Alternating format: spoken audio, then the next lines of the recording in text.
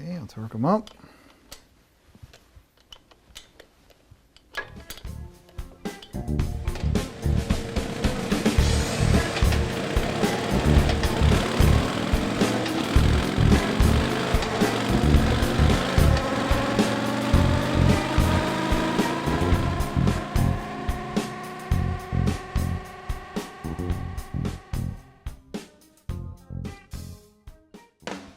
They say it's not bragging if you can prove it, and proving it is just what we set out to do in this video.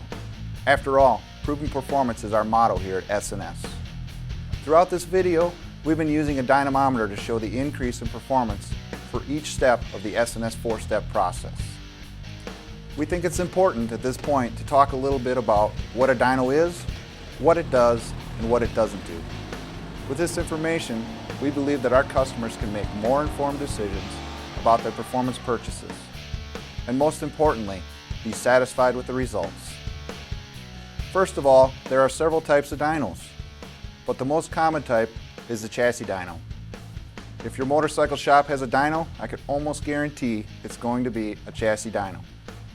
You can just roll your motorcycle up the unit. Within a few minutes, you know how well it's performing. The basic models measure torque and horsepower by recording how quickly the rear wheel of the bike can accelerate a very heavy steel drum. Torque and horsepower are calculated based on how fast the dyno spins up. More advanced models have a brake that allows us to put a load on the motor at a steady speed. The dyno we use is a DynoJet Model 250i, which has an electric eddy current brake to load the motor. It's also equipped with an exhaust gas analyzer and air-fuel ratio meter. This is required for EFI tuning, so we've been using the dyno to measure horsepower and torque. But what are they? Which is more important? Torque is defined as a twisting force that could cause something to turn. In this case, it's the ability of your engine to turn the back wheel of your motorcycle. Torque is expressed as the amount of force applied multiplied by the distance from the center of rotation. Pound-feet is the correct unit of measure for torque, but we usually refer to it as foot-pounds. A good way to picture torque is to imagine that you are trying to get a rusty lug nut off your car. You can only exert so much force on the lug wrench, and hopefully it's enough. If not, you can put a long piece of pipe on the handle and get the nut off. You increase the torque by increasing the distance from the center of rotation. You didn't get any stronger. The other solution is to get your big pal Bubba to apply some more force. Whatever it takes to get your nuts off. So torque measures how hard you can turn your back wheel. Torque is therefore what determines how quickly you can accelerate. Whether they realize it or not, torque is what most street riders are really looking for. With a high performance upgrade, we are going the Bubba route. We increase the amount of force available to turn that wheel. Horsepower is mathematically related to torque. Torque multiplied by the engine RPM, all divided by the constant 5250 equals horsepower. That's why the torque and horsepower curves always cross at 5250 RPM on the dyno chart. The values will always be equal to 5250. Power is defined as how quickly work can be done. How fast can you move your 750-pound bagger from point A to point B?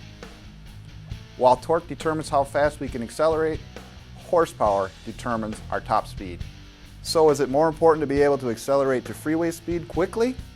Or is it more important to be able to hit 130 miles an hour? If I'm not on the drag strip, I'll go for acceleration every time. Another thing to consider is the RPM where horsepower and torque are produced. An engine that makes a lot of torque at 2500 RPM will be more fun to drive on the street than an engine that makes a lot of horsepower at 6000 RPM. Ask yourself this: how often do I run my bike at 6000 RPM? Unless you're a pretty serious racer, the answer may be never. We've done some dyno testing, so let's talk about interpreting the dyno numbers. First of all, you have to realize that dyno results are all relative. Unfortunately, the dyno gives you a number, and people tend to think that that number is an absolute. The problem is that the list of variables involved in a dyno test is huge. So dyno results have to be accepted with a certain tolerance. Values from two different dynos will not be identical, and values from the same dyno may vary over time.